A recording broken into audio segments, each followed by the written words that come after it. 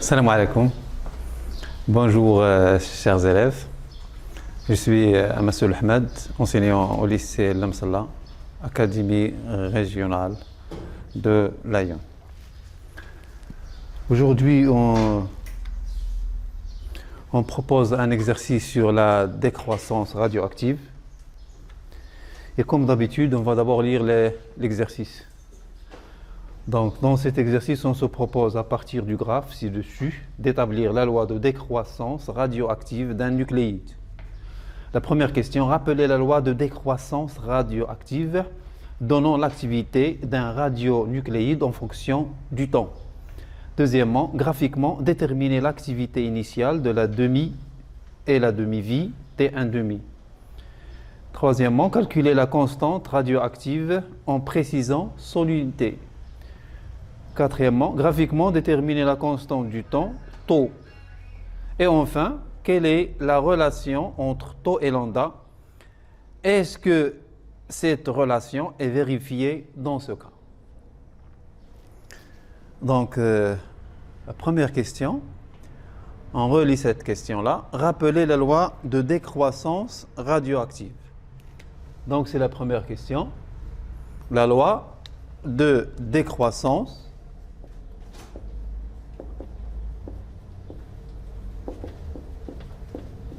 radioactive.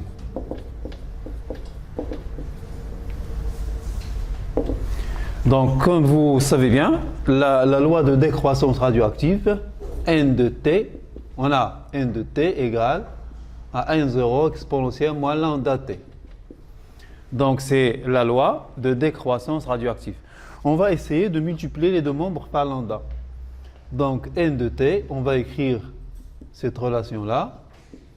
Mais cette fois-ci, on va multiplier par lambda, qui est la constante radioactive. Lambda, lambda. Donc, que représente ça? Lambda fois n, c'est l'activité. C'est ce qu'on appelle l'activité A de t. Lambda fois n0, c'est A0. C'est l'activité initiale à l'instant t égale à 0. Exponentielle moins lambda t. Donc, voilà ce qu'on appelle la décroissance, ou bien la loi de décroissance radioactive que vérifie l'activité. Deuxièmement, graphiquement déterminer l'activité initiale. Donc, vous voyez ici, dans l'exercice, l'activité initiale ici, c'est l'ordonnée. Ici, c'est la valeur 10.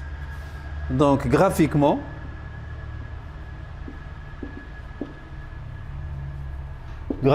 on trouve A0, l'activité initiale, c'est 10. Mais n'oubliez pas ici, fois 10 puissance 3. 10 fois 10 puissance 3 d'unité, c'est le becquerel. C'est ce qu'on appelle becquerel. C'est égal à 10 puissance 4 becquerel. Voilà l'activité initiale. L'activité initiale, c'est-à-dire à t égale à 0.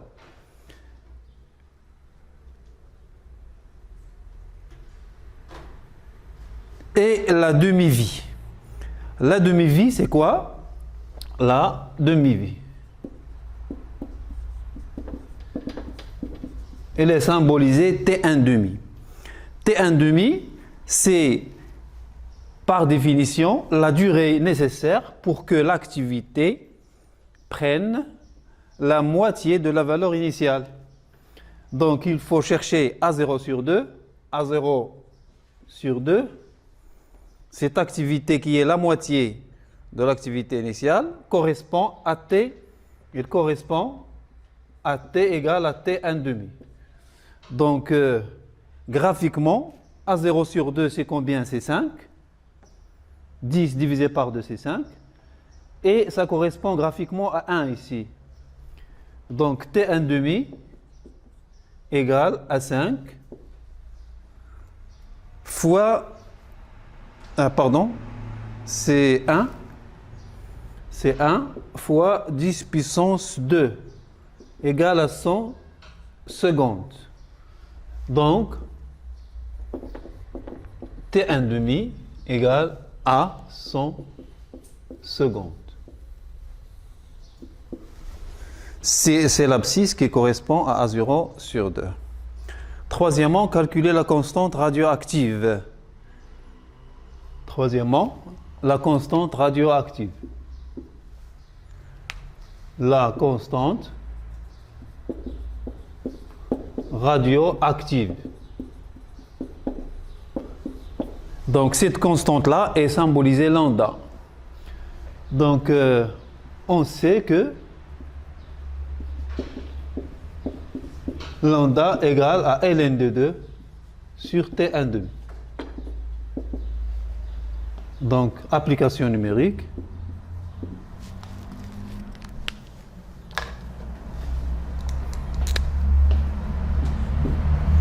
On trouve 6,93 fois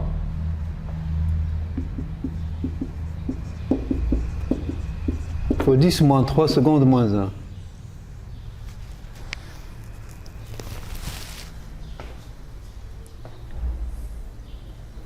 Voilà, l'unité, c'est déjà précisé ici.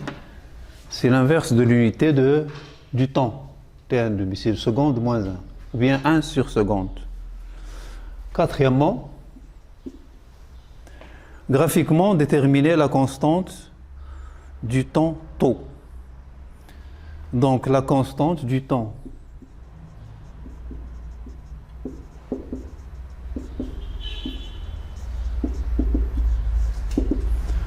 Donc cette constante-là de temps, c'est l'abscisse qui correspond à quoi?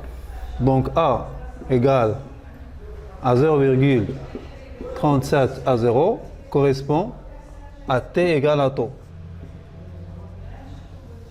Correspond à T égale à tau. Donc on cherche 0,37 fois A0, ça veut dire A0 ici c'est égal à 10. Donc 3,7. Ici, 3,7. Ça correspond presque à 1,45 secondes. Donc on trouve tau graphiquement.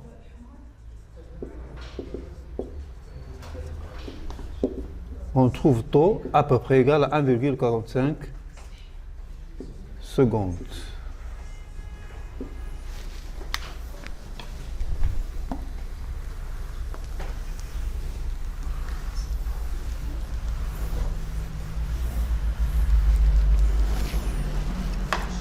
Cinquièmement, quelle est la relation entre tau et lambda? Donc relation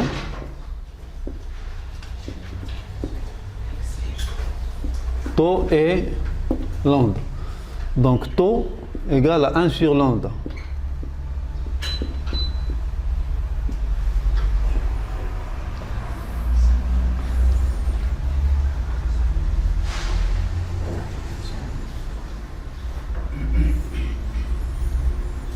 Est-ce qu'elle est vérifiée dans ce cas-là?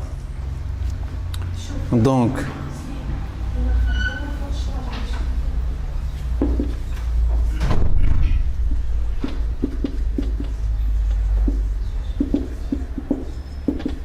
cette relation est-elle vérifiée? Donc on prend cette valeur-là, de tau, et on trouve est-ce que ça donne, donc ici tau égale à 1 sur 6,9 10 moins 3 secondes, ça donne presque 144 secondes. C'est à peu près égal à la valeur de tau qu'on a déjà calculée. Pardon, ici c'est 145. Donc on trouve que la valeur de tau ici, c'est à peu près égal à la valeur de tau qu'on a déjà déterminée graphiquement. Donc,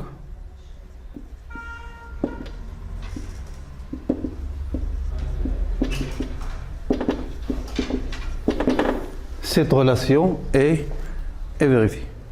Et comme ça, on termine l'exercice. Bon courage, chers élèves.